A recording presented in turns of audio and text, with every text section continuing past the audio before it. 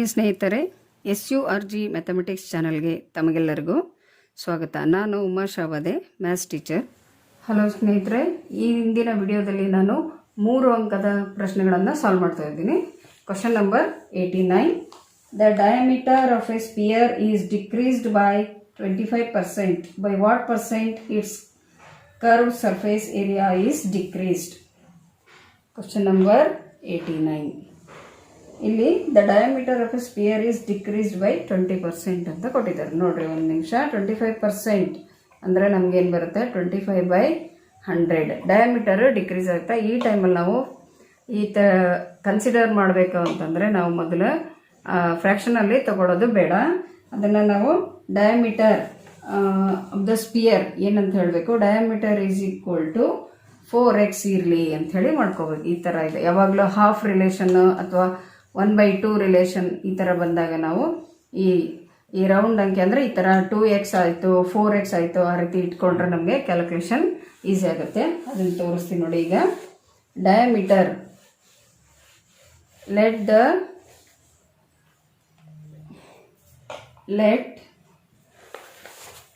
The diameter of the spear, diameter ಅದನ್ನು ನಾವು ಏನಂತ ಕನ್ಸಿಡರ್ ಮಾಡ್ತೀವಿ? 4x. ಇವಾಗ ನ್ಯೂ ಡಯಾಮೀಟರ್, ಅವಾಗ ಏನು ಹೇಳಿದ್ರು ಅವರು? New diameter is 4x minus 25% of 4x.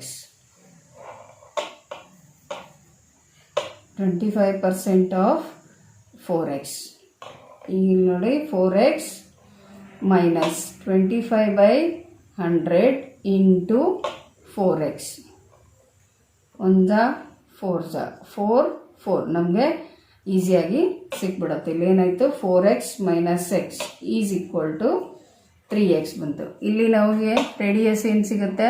r is equal to 4x/2 ಅಂದರೆ 2x ಸಿಕ್ತು. ಇಲ್ಲಿ ನ್ಯೂ ರೇಡಿಯಸ್ ಏನು ಸಿಗುತ್ತೆ? New R 3x/2. ಓಕೆ, ಇವಾಗ ಅವ್ರು ಕೇಳಿರೋದು ಏರಿಯಾ ಫೈಂಡ್ ಔಟ್ ಮಾಡಬೇಕು ನಾವು. Area of the sphere, area of the sphere is equal to 4πr². ಈಗ ನಾವು A1 ಅಂತ ಫೈಂಡ್ ಔಟ್ ಮಾಡೋಣ. ಮೊದಲನೇದು 4πr ಅಂದರೆ 2x ಹೋಲ್ ಸ್ಕ್ವೇರ್. ಈಗ ಇದು ಒಂದು 4π ಹಂಗೆ ತಗೊಳ್ಳೋಣ. ಅದನ್ನು 2x ಅಂದರೆ 4x² ಆಯಿತು. ಟೋಟಲ್ ನಮಗಿದು 16πx². ಈಗ ನೆಕ್ಸ್ಟ್ ನ್ಯೂ ಏರಿಯಾ, ಇಲ್ಲಿ ನ್ಯೂ ಏರಿಯಾ ಫೈಂಡ್ ಔಟ್ ಮಾಡಿರಿ. ಅದನ್ನು A2 ಅಂದ್ಕೊಳ್ತೀನಿ. 4πr² ಸೇಮ್ 4π ಅದೇ ಥರ ಇರಲಿ. ಇಲ್ಲಿ 3x/2 ಹೋಲ್ ಸ್ಕ್ವೇರ್. ಈಗ ನಮಗೆ ಬಂದಿರೋದು 4π² ಮಾಡಿದ್ರೆ 3 3 9 x² ಡಿವೈಡೆಡ್ ಬೈ 2² ಅಂದರೆ 4. ಇದು ಮತ್ತು ಇದು ಹೋಯ್ತು. ಈಗ ನಮಗೆ ಬಂದಿರೋದು 9πx². ಈಗ ಅವರು ಡಿಫ್ರೆನ್ಸ್ ಅಂದರೆ ಡಿಕ್ರೀಸ್ ಪರ್ಸೆಂಟೇಜ್ ಕೇಳಿದ್ದಾರೆ. ಎಷ್ಟು ಡಿಫ್ರೆನ್ಸ್ ಆಯಿತು, ಎಷ್ಟು ಡಿಕ್ರೀಸ್ ಆಯಿತು? ನಮ್ಮದು A1 ಮೈನಸ್ A2 ಮಾಡಬೇಕು. 16πx² minus 9πx².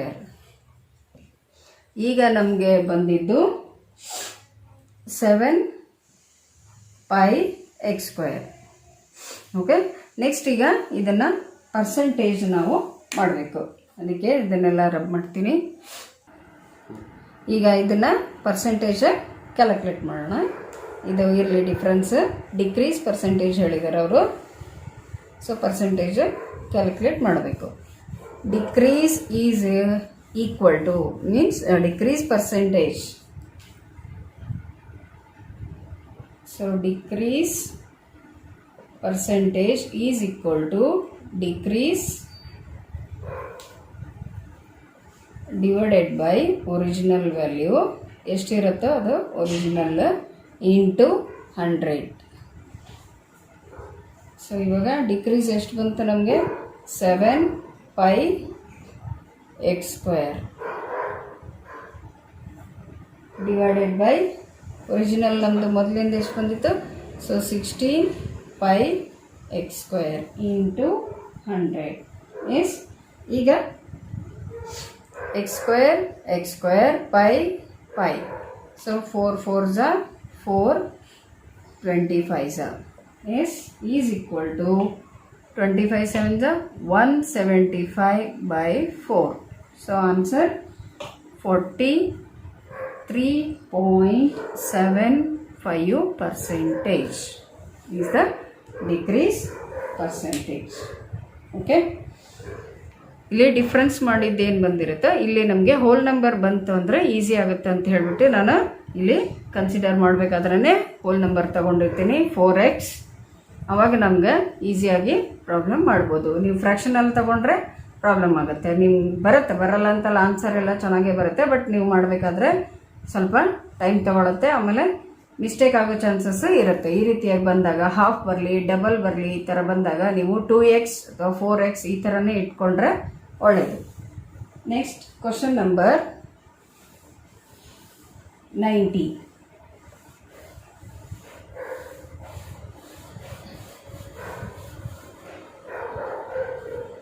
Question number 90.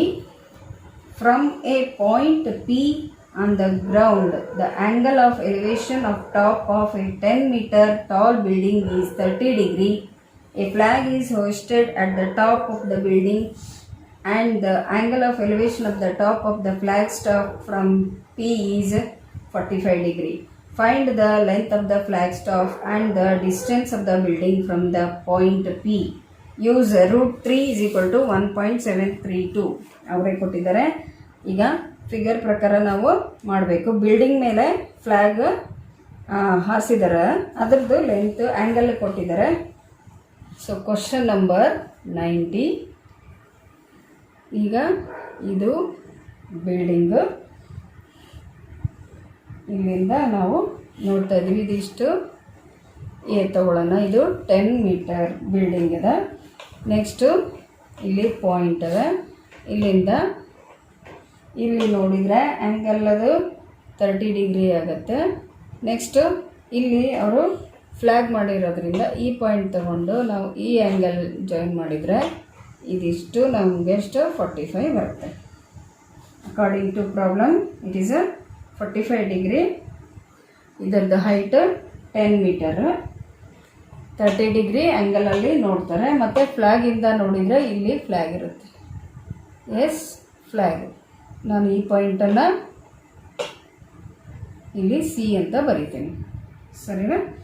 So next ಈಗ ಇನ್ ಟ್ರಯಾಂಗಲ್ ಇಲ್ಲಿ ನೋಡ್ರಿ, ಆ್ಯಂಗಲ್ ಇಲ್ಲದ A P B opposite side ನಾವು ಇದನ್ನು ಡಿಸ್ಟೆನ್ಸ್ ಫೈಂಡ್ ಔಟ್ ಮಾಡಬೇಕಾಗುತ್ತೆ. ಅದಕ್ಕೆ ರೈಟ್ ಆ್ಯಂಗಲ್ ಟ್ರಯಾಂಗಲ್ ನಾವು ಇದನ್ನು ಕನ್ಸಿಡರ್ ಮಾಡ್ತಾ ಇದ್ವಿ. ಎ ಬಿ ಪಿ ಅಲ್ಲಿ ನಾವೀಗ tan 30 ತಗೊಳ್ಳೋಣ. tan 30 is equal to opposite side by adjacent side. So opposite ಇದು ಎ ಬಿ ಇರುತ್ತೆ ಇಲ್ಲಿ. ನೆಕ್ಸ್ಟ್ ಅಡ್ಜಸೆಂಟ್ ಸೈಡ್ ಅಂದರೆ ಪಿ ಬಿ ಇರುತ್ತೆ. ಈಗ ಇದನ್ನು ನಾನು ಎಕ್ಸ್ ಅಂತ ಅಂದ್ಕೊಳ್ತೀನಿ. ಸೊ ಇಲ್ಲಿ ಎಕ್ಸ್ tan 30 ವ್ಯಾಲ್ಯೂ ನಮಗೆ ಗೊತ್ತದೆ. So 1/√3 is equal to A B ಅಂದರೆ 10 divided by x. Therefore x is equal to x ಇಲ್ಲಿ ಹೋಗುತ್ತೆ, √3 ಇಲ್ಲಿ ಹೋದರೆ 10√3 ನಮಗೆ ಬರುತ್ತೆ. ಸೊ ವ್ಯಾಲ್ಯೂ ಕೊಟ್ಟಿದ್ದಾರೆ 10 ಇಂಟು √3 ಅಂದರೆ 1.732. So answer 17.32 metre. ಅಂದರೆ ಈ ಡಿಸ್ಟೆನ್ಸ್ ನಮಗೆ ಇವಾಗ ಸಿಕ್ತು.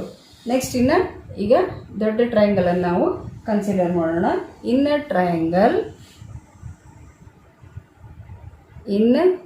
ಟ್ರಯಾಂಗಲ್ ಸಿ ಪಿ ಬಿ, ಅದರಲ್ಲಿ ನಮಗೆ ಗೊತ್ತಿರೋದು ಆ್ಯಂಗಲ್ ಅಂದರೆ ಇದಲ್ಲ. ಸೊ tan 45 ಮಾಡೋಣ. tan 45 degree. Same opposite side, opposite ಅಂದರೆ B C divided by P B ನಮಗೆ ಗೊತ್ತಾಯಿತು. ಅಡ್ಜಸೆಂಟ್ ಸೈಡ್ ಅಂದ್ರೆ PB. So BC we don't know. Here next PB ಅಂತಂದ್ರೆ ಈಗ ಕಂಡುಹಿಡಿದಿರೋದು 17.32. ನೆಕ್ಸ್ಟ್ 1045 ಅಂದರೆ 1 is equal to BC divided by 17.32. ಈಗ ಏನಾಯ್ತು? So BC is equal to 1 into 17.32 same ಬರುತ್ತೆ.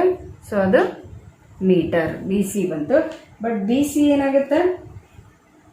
AC ಮತ್ತು AB ಇದು ಎರಡರದು ಮೊತ್ತ ಆಗಿರುತ್ತೆ. BC is equal to AC plus AB is equal to 17.32. ನಮಗೆ ಈಗ AC ಬೇಕಾಗಿರೋದು. So AC plus 10 is equal to 17.32. AB ಅಂದರೆ 10 ಕೊಟ್ಟಿದ್ದಾರೆ. So AC is equal to 17.32 minus 10. So answer ಈಗ ನಮಗೆ 7.32 ಮೀಟರ್. ಸೊ ಈಗ ಆನ್ಸರ್ ಏನದು? The length of the flag staff is 7.32 metre and the distance of the building from the point P. ಈ building P ಇಂದ 17.32 metre ದೂರದಲ್ಲಿದೆ ಅಂತ ಅರ್ಥ. So ಇದಿಷ್ಟು 90 ಕ್ವಶನ್. Next question 91. ಹಿಂದಿನ 3 ಅಂಕದ ಪ್ರಶ್ನೆಗಳನ್ನು ನಾನು ಈಗಾಗಲೇ ಅಪ್ಲೋಡ್ ಮಾಡಿದ್ದೇನೆ. ನಿಮಗೆ ಬೇಕಿದ್ದಲ್ಲಿ ನೀವು ಸಬ್ಸ್ಕ್ರೈಬ್ ಆದರೆ ನಮ್ಮವೆಲ್ಲ ನಿಮಗೆ ಸಿಗುತ್ತೆ. ನೀವು ಅದರದ್ದು ಉಪಯೋಗವನ್ನು ಪಡ್ಕೊಳ್ಬೋದು. Next question number 91. Solve 1 by a plus b plus x is equal to 1 by a plus 1 by b plus 1 by x, where a plus b is not equal to 0 and ab is not equal to 0. So question number 91. See, the given question is a plus b plus x is equal to 1 by a plus 1 by b plus 1 by x, where a plus b is not equal to 0 and ab is also not equal to 0. Yes.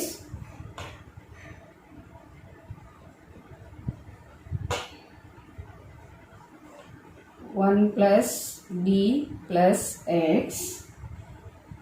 ಈಗ ಈ 1 by x ಅನ್ನು ನಾನು ಈ ಕಡೆ ತಗೊಂಡ್ಬಿಡ್ತೀನಿ. Minus 1 by x is equal to 1 by a plus 1 by b. ಇವಾಗ LCM ತಗೋಣ. ಸೊ x ಇಂಟು a plus b plus x. So ಇಲ್ಲೇನಾಗುತ್ತೆ? ಇದು x ಬರುತ್ತೆ. ಮೈನಸ್ ಅಂದರೆ ಇಲ್ಲಿ ಇಂಟು ಎಕ್ಸ್ ಮಾಡಬೇಕು. ಇಲ್ಲಿ ನಾವು ಈ ಟರ್ಮನ್ನು ಮಾಡಬೇಕು, a plus b plus x. So ಇಲ್ಲೇನಾಗುತ್ತೆ? Minus a minus b minus x is equal to same thing A B. ಇಲ್ಲಿನೂ ಅಷ್ಟೇ LCM ಆಗಿರೋದ್ರಿಂದ b ಮತ್ತು a ಬರುತ್ತೆ. ಸೊ b ಪ್ಲಸ್ a, ಇಲ್ಲಿ minus x plus x cancel ಆಯಿತು. So ಈಗ minus a plus b divided by x into a plus b plus x is equal to same thing a plus b divided by A B. ಇವಾಗ ಈ term cancel ಆಗೋಗುತ್ತೆ. Next ನಾವು ಇದನ್ನು cross multiplication ಮಾಡ್ತೀವಿ. So 1 minus a B is equal to x into a plus b plus x. ಈಗ ಇದನ್ನು split ಮಾಡೋಣ. A b multiply ಮಾಡ್ಕೊಳ್ರಿ. A into x a x plus b x plus x square is equal to minus. Next ಇದನ್ನು ಎಲ್ಲ ಒಂದೇ ಕಡೆ ತಗೊಂಡ್ಬಿಡೋಣ. So x square plus first ನಾನು ಎ ಎಕ್ಸ್ ಬರ್ತೀನಿ. A x plus b x x square A x B x ಇದನ್ನು ಈ ಕಡೆ ಬಂದರೆ plus A B is equal to 0. So minus ಇರೋದು ಈ ಕಡೆ ಬಂದರೆ ಪ್ಲಸ್ ಆಗುತ್ತೆ. ಇಲ್ಲಿ ನಾನು ಎಕ್ಸ್ ಕಾಮನ್ ತೆಗಿತೀನಿ ಇವೆರಡರಲ್ಲಿ. ನೆಕ್ಸ್ಟ್ ಇವೆರಡರಲ್ಲಿ ಬಿ ತೆಗೋಣ. So x plus a, next ಬಂದು ಬಿ ಕಾಮನ್ ತೆಗೆದ್ರೆ ಎಕ್ಸ್ ಪ್ಲಸ್ ಎ ಸಿಗುತ್ತೆ, is equal to 0. So x plus a into x plus b is equal to 0. So x plus a is equal to 0 or x plus b is equal to 0. So x is equal to minus a or x is equal to minus b. Therefore, x value is minus a or minus b is the answer. Yes, ಈಗ ಇಲ್ಲಿಗೆ 2019 paper 2 maths paper 2 solve ಮಾಡಿದ್ದು ಎಲ್ಲ complete ಆಯಿತು. 1 marks ಆಗಲಿ 2 marks questions ಆಗಲಿ 3 marks questions ಅವನ್ನೆಲ್ಲ ನಾನು ಈಗಾಗಲೇ ನನ್ನ ಹಿಂದಿನ ವಿಡಿಯೋಗಳಲ್ಲಿ ಅಪ್ಲೋಡ್ ಮಾಡಿದ್ದೇನೆ. ನೀವು ನಮ್ಮ ಚಾನಲನ್ನು ಹೊಸದಾಗಿ ನೋಡ್ತಾ ಇದ್ದರೆ ನೀವು ಅವನ್ನ ಸಬ್ಸ್ಕ್ರೈಬ್ ಮಾಡಿ, ನಿಮಗೆ ಅವೆಲ್ಲ ಸಿಗುತ್ತೆ, ಅದರ ಉಪಯೋಗವನ್ನು ನೀವು ತಗೊಳ್ಬೋದು. ಮುಂದೆ ಇವನ್ನ ಇಷ್ಟುವರೆಗೂ ವಾಚ್ ಮಾಡಿದ್ದಕ್ಕಾಗಿ ಧನ್ಯವಾದಗಳು.